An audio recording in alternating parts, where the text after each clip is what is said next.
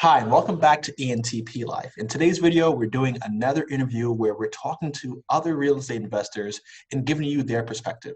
You see, here on ENTP Life, we mostly talk about real estate, business, and whatever else I'm interested in. But I also want to provide you guys with some texture and variance in practices and what people are doing in the real estate industry so that you could draw from others' experiences and put together your own method that works best for you. Not everybody's investment method is the same, so it's important for you to go out there and learn from a few different people so that you're able to grab what you think is valuable and what resonates with you and go out there and do it yourself. So today we have Mike Wolf, who's actually based in Canada, but he does a lot of investing here in the United States.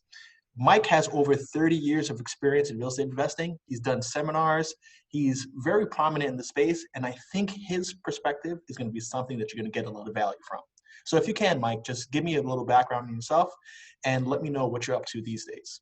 Well, first of all, thanks for having me on the show. And I've been investing for a little bit over 30 years. And over those 30 years, I've pretty much done every strategy known to man when it comes to real estate investing. And but these days, of course, here we are in kind of unprecedented times, as they like to say, and that's going to create some new opportunities. So there's going to be some pretty amazing stuff coming down the pipeline. Once we get let loose from this these crazy times. Absolutely, I agree with you. I think there's going to be some opportunity. There's always opportunities in these type of shakeups.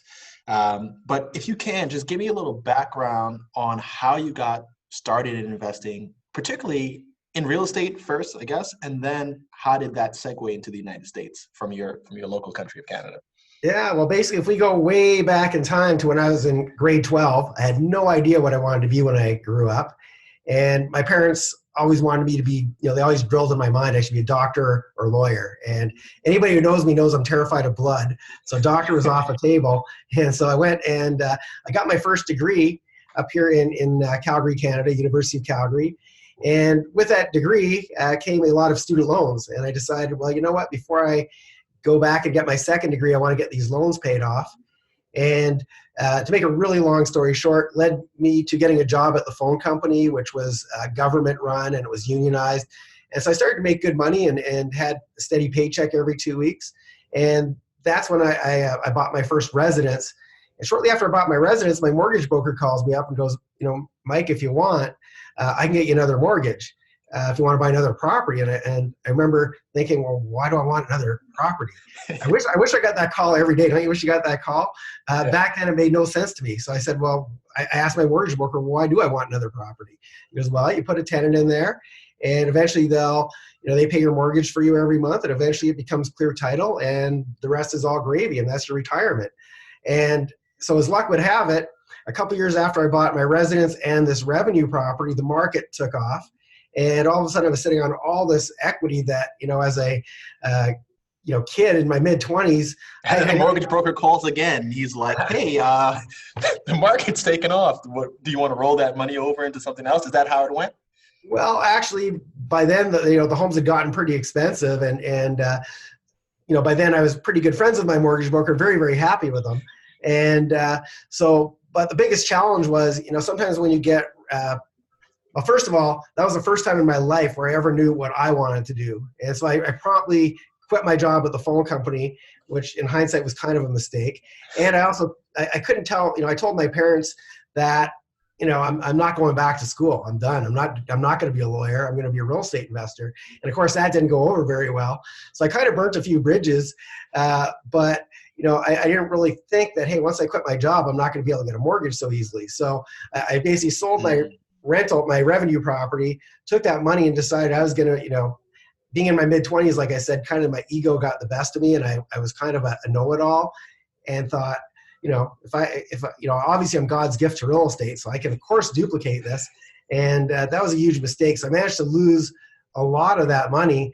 The one thing I did smart is I went from being a know-it-all to learn-it-all. Once I lost that money, it was very humbling.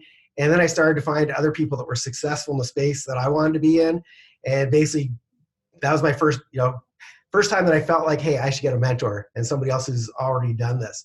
Whereas before I just thought, hey, I'll figure it out as I go.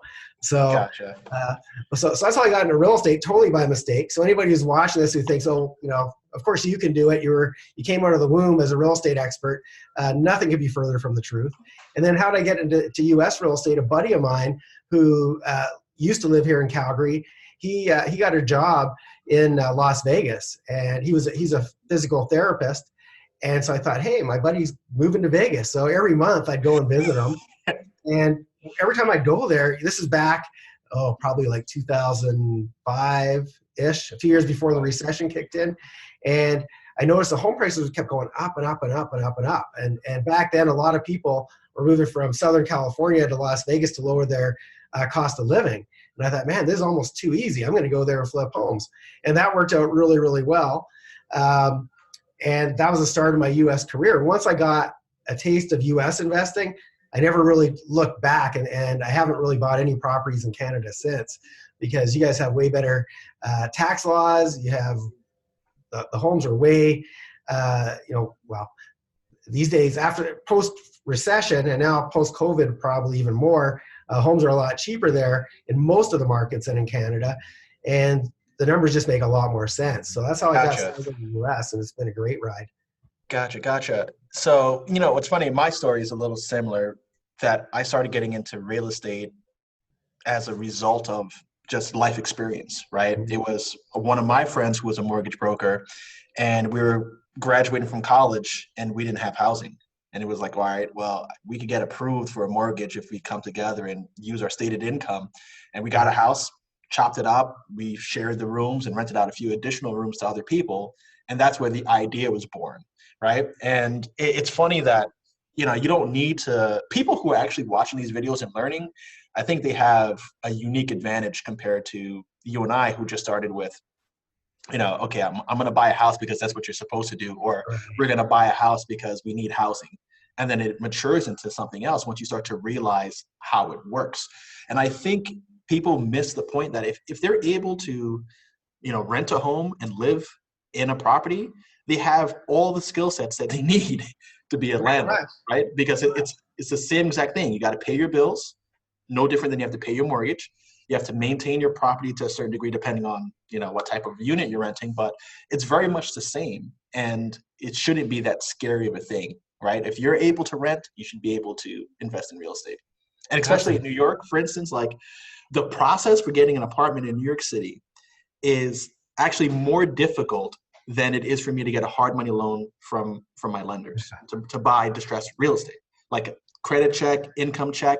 I was applying for an apartment for an Airbnb, and the landlord is, reviewing my credit and asking me, well, what about this property? Do you have proof of leases for each of these properties that you own, so that we know that your income could cover? And it's like, you're asking me questions that just don't make any sense. My income alone supports it. Why are you asking me about the properties on my credit profile? Like, and it's, so I like to say that if you can rent something, especially in New York City, you absolutely can invest in real estate. So it's good that you brought up how you got started, just to give people an idea that it's totally something that they can do. But ironically, never even on my radar. I mean, that's not even something that, if somebody would have told me, hey, you should be a real estate investor, back in those days, that wouldn't have even lit me up. And it wasn't until I got that first paycheck that all of a sudden, hey, I like being a real estate investor. This is good. But exactly. No inclination to do it before that. Cool. So the next question that I have is related to your current strategy, right? Obviously, the market has changed from, the mid 2000s, where the market was just ripping and roaring. What is your strategy now, and how did you kind of pivot into your current strategy? Yeah, well, coming down the pipeline, I believe what we're going to see, and what we are seeing right now, is that there's a moratorium on foreclosures. So there's no auctions taking place. There's nobody's losing their home to the banks.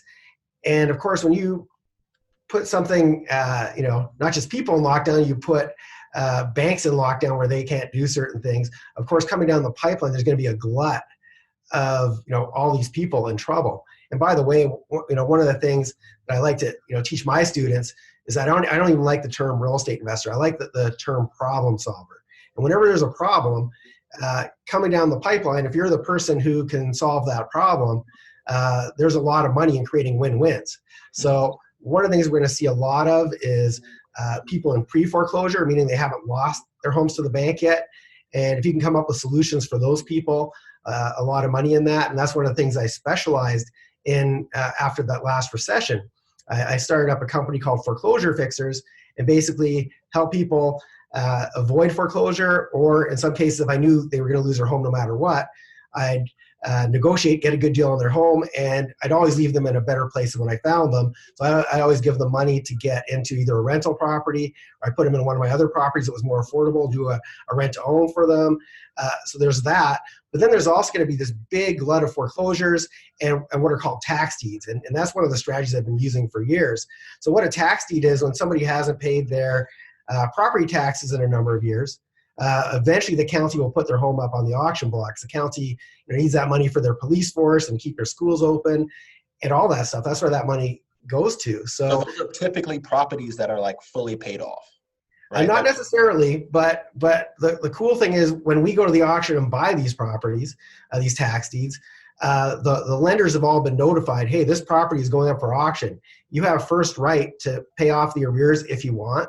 But of course, if somebody's already behind on their mortgage as well, and maybe it's the mortgage in a lot of cases, especially during the recession and possibly after COVID, in a lot of cases the mortgage is worth more than the home, and the lenders didn't want to throw away any more money. So by the time we buy these properties, the mortgages disappear and we get a clear title home. And so one of my favorite auctions takes place in Houston, Texas, and it's the first Tuesday of every single month. And of course, they're not happening right now. Mm-hmm. But I've had some of my students pick up single-family homes for $7,200. I've had students pick up empty lots for under $1,000 that they've gone on to flip, to builders. So there's a lot of opportunity. There's also, so I want to make sure that people don't go to the auctions because they saw this video. There's a lot of things you need to know before you go to that auction, because you can make a lot of money. You can also lose your shirt. So it's very important to get educated on how they work. But of course, with a moratorium, normally there's thousands of properties that change hands just at that one auction every single month. And now, of course, we're going to have a glut of them.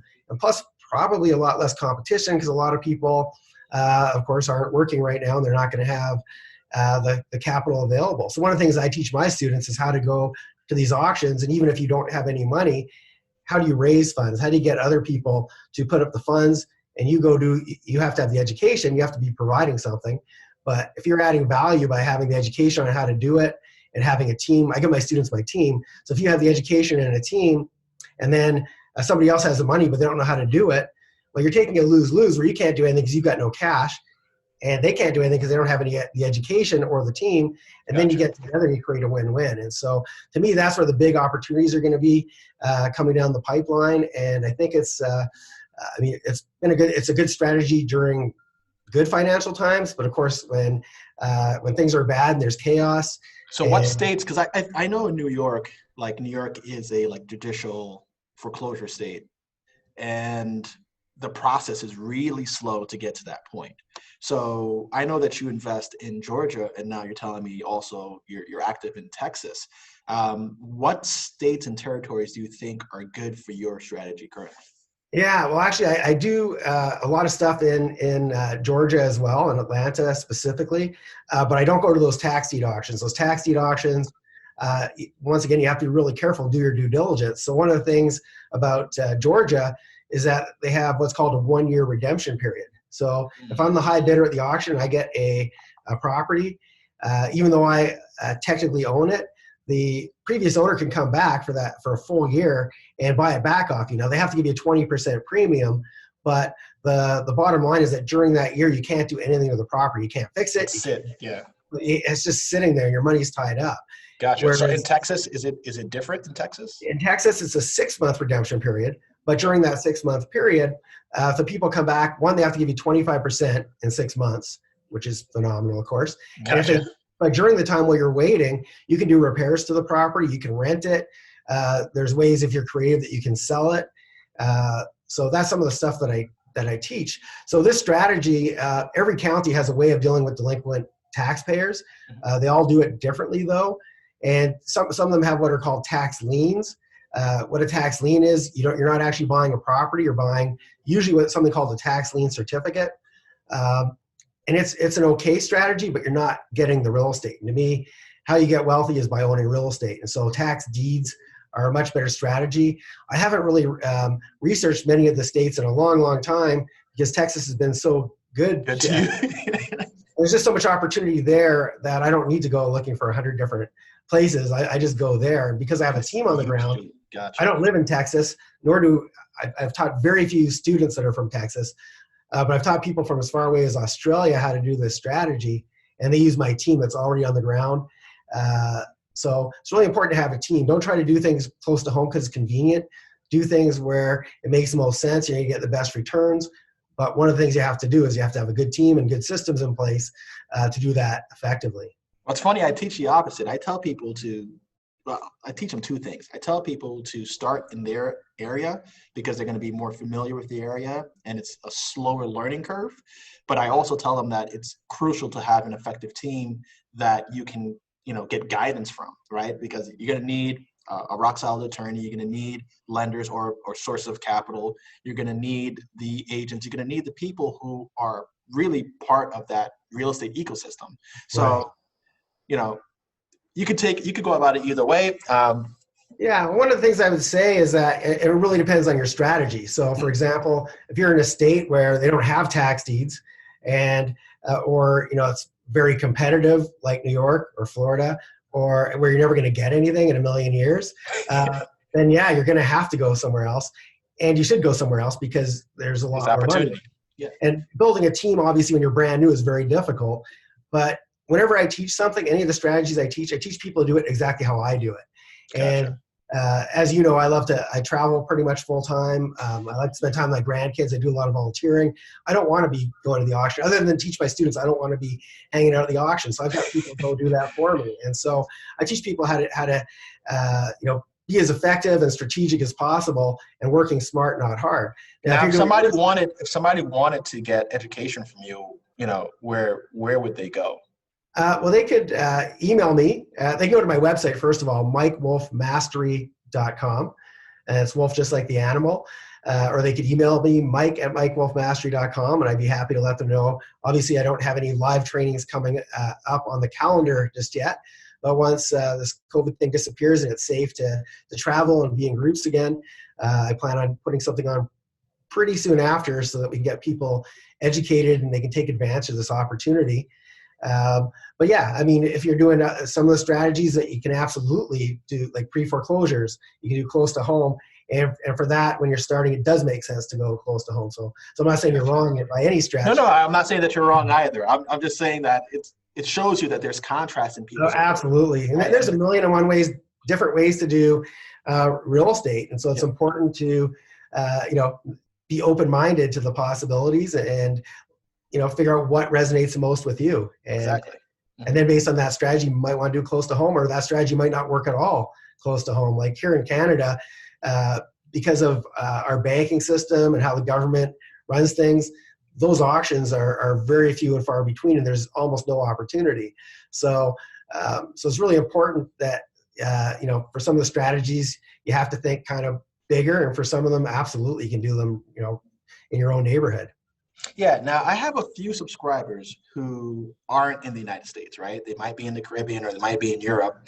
And I think, it's natural for people to be kind of afraid to invest. First of all, people don't really like to invest out of their local area, but to invest in an entirely different country. But I like to tell people that, investing in the U.S. is a lot different and a lot better than most places that I've seen. Because whenever I travel, I try to compare, like, how much rent can I generate from, a particular city outside of the U.S. versus how much that investment costs. And 9 times out of 10, or maybe more than 9 times out of 10, it makes more sense for me to own real estate here. So, could you just talk about what you find to be favorable as a foreign investor in the United States that you think most countries really don't have? Yeah, well, definitely.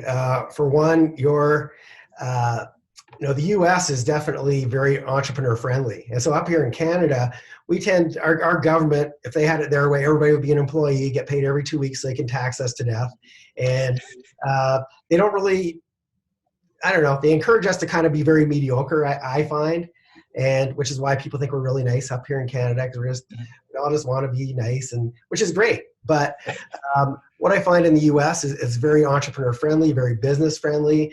The tax laws are more favorable than most places, and you guys have the 1031 exchange, which basically says that if you sell a property, you reinvest those proceeds in more properties.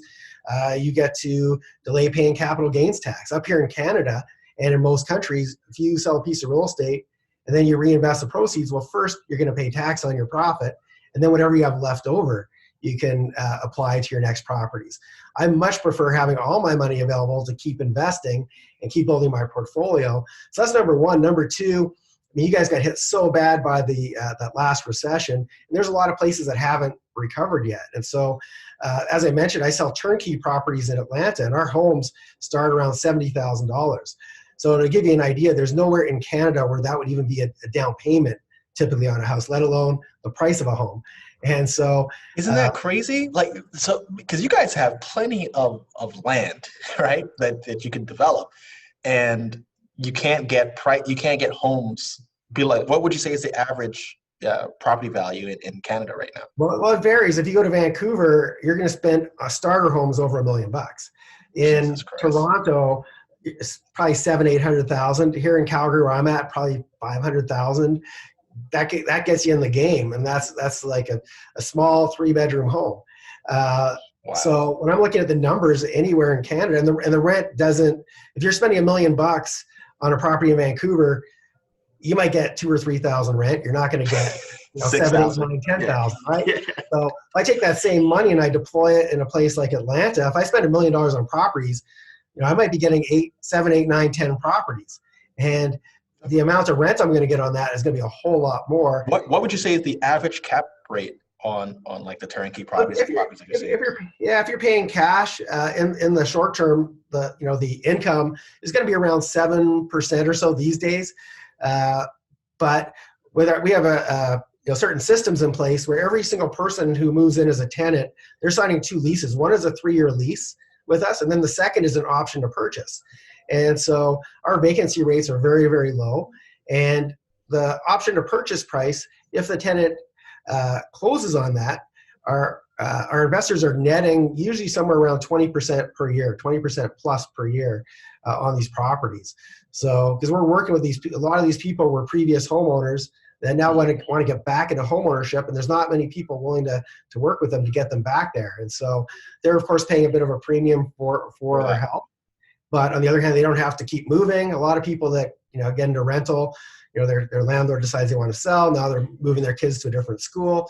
So we work with these people, and I've been doing this a long, long time. So we know how to keep the vacancy rates low, the repair bills low, and also how to maximize what our investors are getting, and at the same time creating a win-win for the tenant. And so, I've thought about doing like the rent owns. And I'm not quite sure of the inner workings of the deal, but the idea that I had was that I can also be like the note holder, right? Even if I'm holding the note at 6.5, 7%, that way I can monetize, the equity as well that I've created on renovating the properties.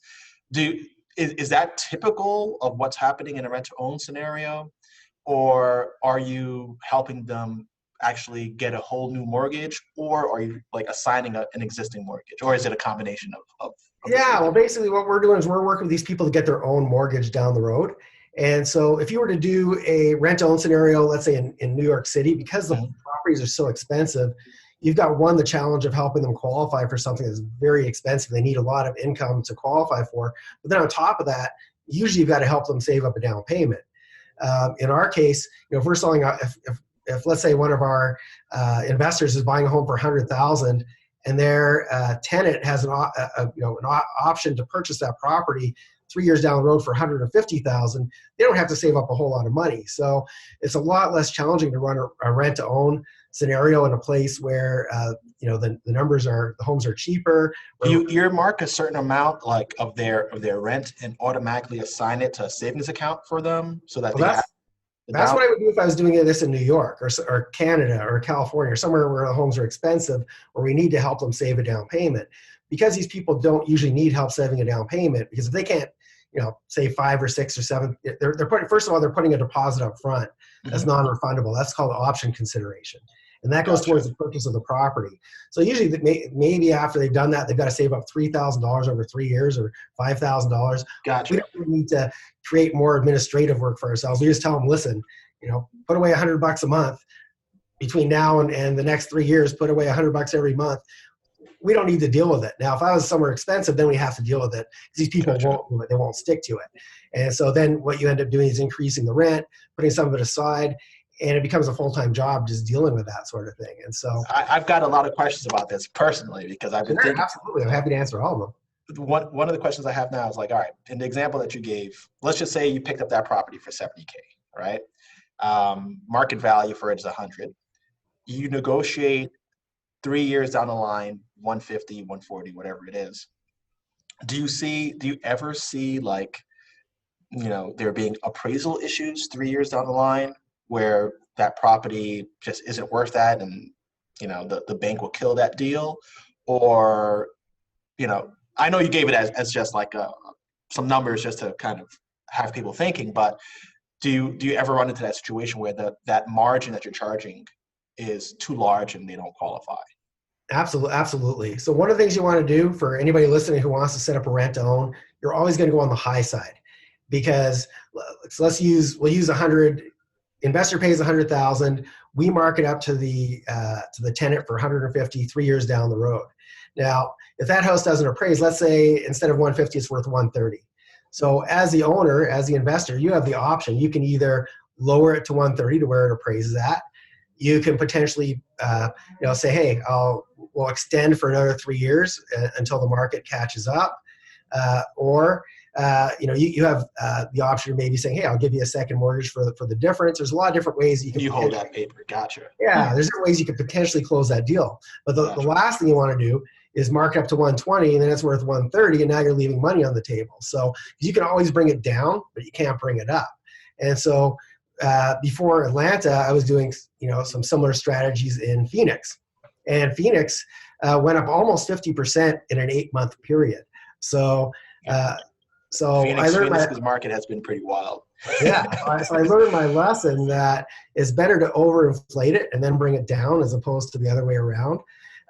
And really, the other thing you want to consider is that as the owner, even if let's say it's worth 130, you have the option for 150. Well, if you can get that tenant to sign another 3-year lease, and you're still getting cash flow while you're waiting, it's not just obviously that nice big paycheck that comes from selling the property and exiting. It's also that cash flow each month. And so if you can, the longer they stay there as tenants, usually the better off you are as well. And we're never worried about exit strategy, because when we're picking a market, we're looking at, what is the opportunity for this market to appreciate? Is it underpriced right now? So if it sells to the tenant, great. But if it doesn't sell to the tenant, we're not worried, because we know that there's going to be a time down the road where it's probably going to get inflated even further than that. And we're going to, get that multiple offer kind of scenario where everybody's fighting over properties. And the more properties you own when that happens, the better off you're going to be. So we're not married to the fact that this tenant has to buy the property. If they do, great. If they don't, great. We win either way. But we never want to set somebody up for failure. So we're always going to work with the tenant.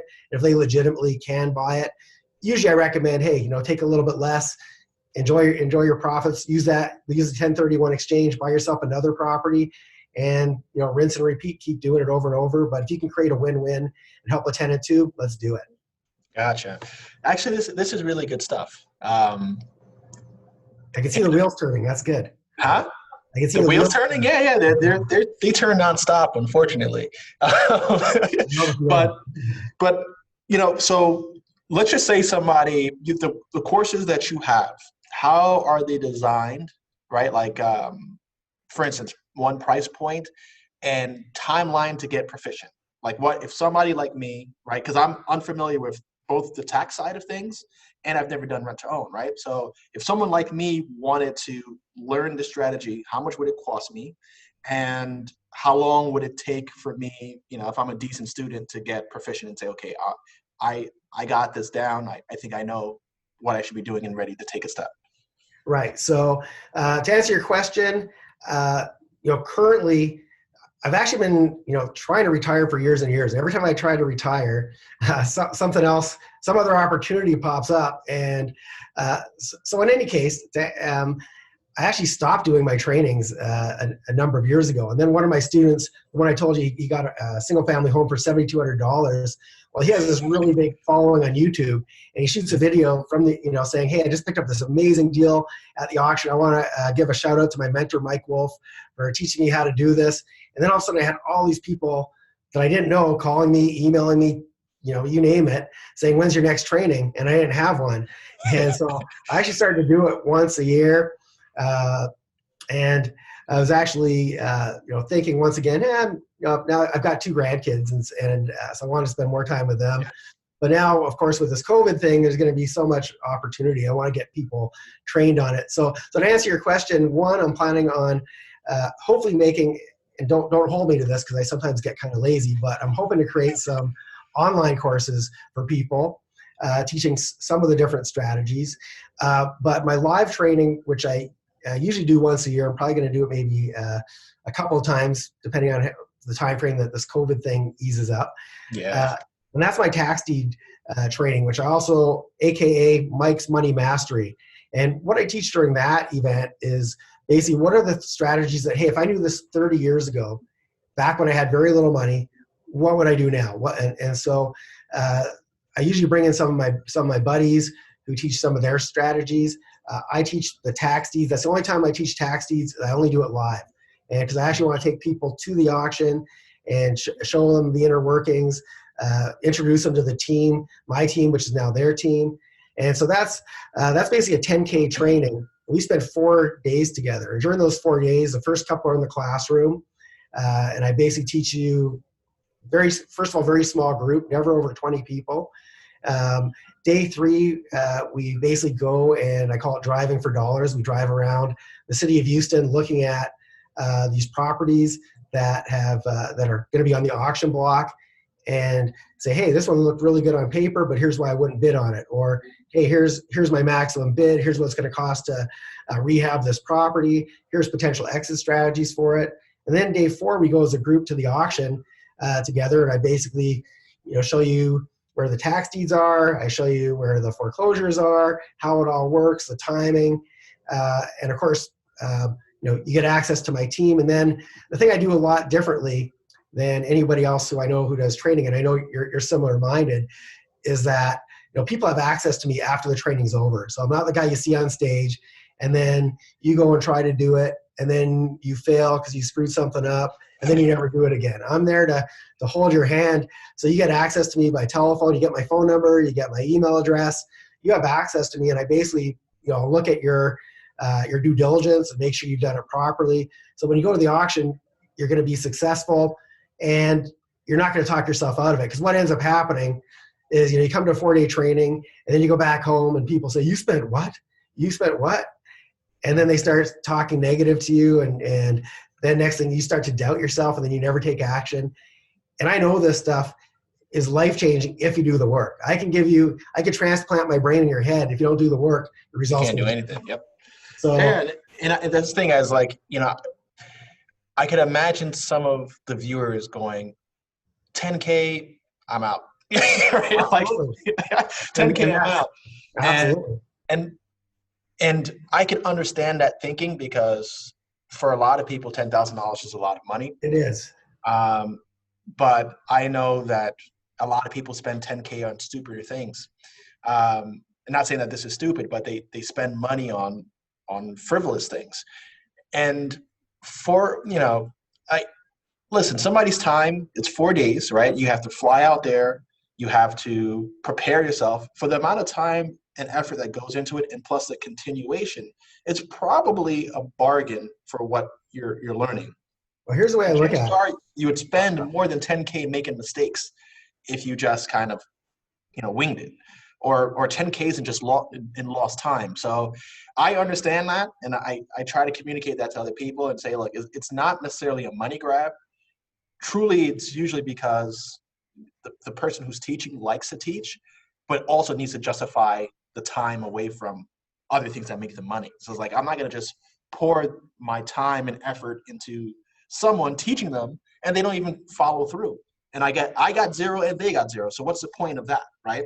That's why I started designing my program as well, to kind of weed out who's serious about moving forward and who's not, right? And the people who are looking to put some money up behind their education, behind their effort, are also more likely to put some money up when it's time to do a deal. So I know that out there people have like this perception of training and courses, and I wanted to kind of just address that now, so that anybody who has that thought in their head can kind of put it to rest, or at least I hope we put that to rest. Well, I think the other thing is, when I went to university, I got that first degree of mine. I paid it off, but I didn't pay it off by doing what I was trained in. I paid it off by investing in real estate. And so if I did go back to university right now and somebody said, hey, the day after you finish you get your degree, you're going to see your first client and you're going to pay for your entire tuition don't you wish you could do that? And that's the beauty of it, is that with real estate, let me turn this around. Imagine I did that training for free. Mm-hmm. But now I had 1,000 or 2,000 or 10,000 people in this class all competing against you. You're never going to get a result. And so that's number one. Number two, if you were to go try to build a team yourself in a city you don't live in, trying to do it in the city you live in is challenging enough. But flying back and forth, the number of times I had to fly back and forth to Houston, Texas, to build this team and deal with the mistakes and iron out all the kinks and put proper systems in place. I mean, that cost me literally 6 figures of training, mistakes, trying to figure out the strategy to make it work properly and all the things that can go wrong. So if you make one mistake, it's probably going to cost you more than $10,000 at these auctions. Easily. So you're really one deal away from paying for your education, and then you get access to me. And that's really one of the main reasons why I want to keep the groups really small, and I make it a little bit cost prohibitive. I want to get the people that I don't want somebody who is going to turn this into shelf help. They're going to learn it. They're never going to apply it. I don't want those people in there, because I only want to work with a small group of people, but I want them all to be success stories and going and getting single family homes for $7,000, $8,000, $9,000, $10,000. If you get one of those properties, like that $7,200 property, it's worth probably around $90,000, $95,000 at the time that my client bought it. And $10,000 to go, everything you do in real estate should be looked at as a return on investment. And so if you're looking at saying 10,000 is too much, well, then you're probably not going to be a good student for me, because you're not looking at return on investment. It's not what am I getting, it's what are you getting in return for what you paid. And for me to give up my time, not just for 4 days, no problem, I'm happy to do that. But when I'm on the day before the auction, that I'm on the phone with 5 or 10 of my students that are getting ready to bid, after you've done it a few times, you've got a couple of properties under contract, you won't need my help anymore. But for those first couple of auctions, I'm going to be taking time away from my grandkids. I do a lot of volunteering. I do a lot of traveling, a lot of things that light me up, and I'm giving up my time. And if you were to hire me as a mentor alone, I should be charging more than $10,000. So, exactly. Yeah. So anyway, I'm not really very apologetic towards it, but I do want to have a fairly high barrier to entry to make sure that, one, we're doing small groups, and two, I'm not turning all my students into competitors against each other. And I want all my students to be successful, and you'd have to really screw up to not make your money back after your very first deal. So, and the other good news is I do payment plans. So if you need to work something out, don't let the money stop you. But, like I said, I agree with you. A lot of people, they just look at the price. They don't look at what their return on investment is. And you're not going to be a good real estate investor if you look just at the price. You have to look at, just like a lot of people buy cheap properties in really bad markets because they're cheap. That's the wrong reason to buy something, because it's cheap. That's why they're cheap. There's a reason why things are cheap. And so, and the other thing is that I don't have upsells. When you can go to events where they're going to teach you for free, and they're going to give you just enough information to be dangerous to yourself. And then they're going to say, well, if you want the rest of the information, it's $30,000, $50,000, $100,000. I don't have that. I teach you everything I know. And then if I learn if something new pops up, if a student, something pops up for them, we're all in communication with each other so we can be more competitive at the auction, outdo our neighbors. And, so none of this is upsold to you. Everything that as I keep learning, I keep passing it on. And so, and the other thing is you get to come back for free, unlimited number of times. Every time I teach it, you can come back and meet the new students. And a lot of times I see my students doing joint ventures together, because sometimes we get people that go there with a lot of money, and sometimes but the people with a lot of money might not want to put in the time. And then I get other people who have nothing, that have got tons of time, but money is a challenge for them. And I see the students getting together and doing deals together, and just that's how it should work in life in general. Exactly. Sometimes it's exactly that way. So you have the guys who are highly motivated, who are willing to learn, who are willing to do the grunt work, and they have no money, right? And it's awesome to be sitting next to somebody who's being exposed to the same information as you, who has it, who may not have the time because of their other business commitments or where they are in their life. So, it's all about going out there and making as much contact with people. That's another reason why I'm doing the course and I'm doing this on YouTube, is to really just meet people. The more that I can kind of put my energy out there, the more I'm going to bump into, and the more it's going to lead to something positive. That's for sure. That's just the way that it works. If you bump into more people, you interact with more people, you're going to have more opportunities, and I guess more opportunities to get COVID as well. But hopefully not. But that's just the way that life works, right? You have to be out there, and you have to be doing things that put you closer and closer to making progress. So the last thing or question that I have for you is really, I think a lot of people may start their journey on investing in real estate with YouTube, right? Just going out there and learning. So for those people who are new to this and thinking about getting in, what is your bit of advice that you could give out there to anybody who's looking to get started, that you wish that you might have received when you got started? Absolutely. Well, I know you've got a YouTube channel. I've got a YouTube channel, and I think there's a lot of really good information out there that's absolutely free. But you also have to be really careful, because there's a lot of people that are really good marketers. They're not necessarily good real estate investors, but they're really good marketers, and they know how to get you in their little marketing funnel and then get you all excited. And a lot of times I just hear a lot of horror stories. So my advice would be, pick who you're following very carefully. And like I said earlier, there's a million and one different ways to make money in real estate.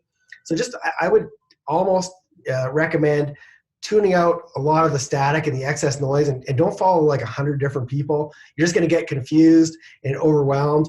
Find one or two people that you trust and that are doing strategies that appeal to you, and follow those people exclusively. And like I said, when you start to follow too many people, it's like you get, what do they call it? Shiny object syndrome. Oh, I can do this. Oh, I can do that. And when you have, it's just like when you go to Cheesecake Factory and they have like 800-page menu, it takes you an hour just to figure out what you want for dinner. So keep your menu a little bit more limited and focus, and actually take action on the one thing or the two things that really light you up.